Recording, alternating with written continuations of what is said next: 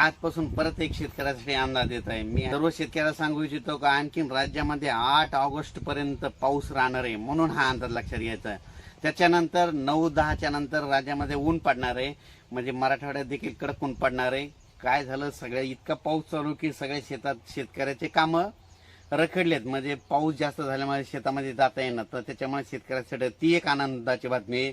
ज्यांना पाऊस जास्त झालाय त्यांच्यासाठी 8 तारखेच्या नंतर 9 पासून ऊन पडणार आहे, म्हणून हे देखील अंदाज सर्व शेतकऱ्यांना लक्षात घ्यायचा. पर्यंत दररोज भाग बदलत जोराचा पाऊस पडणार आहे, म्हणून हा अंदाज लक्षात घ्यायचा. सांगायचं झालं तर आपण एक भागाकडे बघू. हा म्हणजे पूर्व विदर्भाकडे बघू. पूर्व विदर्भामध्ये 6 जिल्हे आहेत: वर्धा, नागपूर, भंडारा, गोंदिया, यवतमाळ, चंद्रपूर. म्हणजे पूर्व विदर्भात आज दुपारनंतर जोराचा पाऊस येणार आहे, म्हणजे 8 तारखेपर्यंत.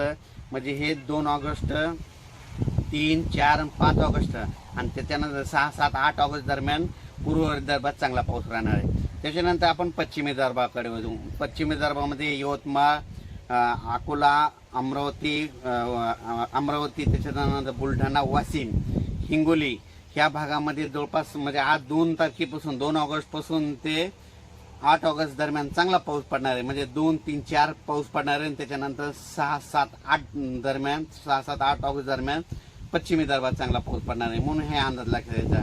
9 तारखेपासून पुन्हा उघाडत भेटणार आहे, म्हणून हे देखील लक्षात घ्यायचं. त्याच्यानंतर मराठवाड्याकडे बघू.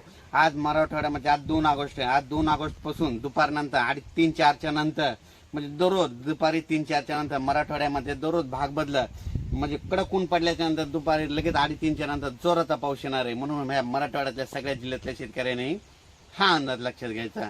त्याच्यानंतर मराठवाड्यात देखील सर्व शेतकऱ्याला एक आनंदाची बातमी, खास करून पालम, गंगाखेड, लातूर, बार्शी तिकडल्या भागामध्ये काय झालं, इतका पाऊस झाला की विहिरी भरल्या आणि शेतातून पिकातून पाणी वाहिलंय. तर त्यांच्यासाठी खास करून एक आनंदाची बातमी, 9 तारखेपासून तुम्हाला कडक ऊन पडणार आहे, म्हणून हे अंदाज लक्षात घ्यायचा. त्याच्यानंतर आपण पश्चिम महाराष्ट्राकडे वळू. पश्चिम महाराष्ट्राकडे सरीमध्ये 8 तारखेपर्यंत चालूच राहणार आहेत, म्हणून पश्चिम महाराष्ट्रातल्या सर्व शेतकऱ्यांनी लक्षात घ्यायचा. त्याच्यानंतर आपण कोकणाकडे वळू. कोकणाकडे समजे सर्व कोकणपट्टीच्या दरम्यान जवळपास 8 तारखेपर्यंत चांगला असा जोराचा पाऊस राहणार आहे, म्हणजे तिकडे मुसळधार पाऊस पडणार आहे कोकणात, म्हणून हे देखील त्या कोकणातल्या लोकांनी लक्षात घ्यायचं. नगर, संभाजीनगर, जळगाव तसेच जालना जिल्हा या भागात देखील आज दुपारनंतरच म्हणजे ऊन पडणार दुपारपर्यंत, म्हणजे 8 तारखेपर्यंत असंच राहणार, दुपारपर्यंत ऊन आणि त्याच्यानंतर दुपारच्या नंतर रात्रीच्याला परत पाऊस येणार, म्हणून हा अंदाज लक्षात घ्यायचा. सर्व दूर नाही पण भाग बदलत पडणार, पण 8 तारखेपासून पर्यंत पाऊस येणार आहे, म्हणून हा अंदाज लक्षात. माझी सर्व शेतकऱ्याला विनंती आहे, शेतातली कामे 8 तारखेपर्यंत जशी वेळ भेटेल, समजा सकाळी सकाळी जाऊन कामं करा, फवारणी चालत असले तर करून घ्या.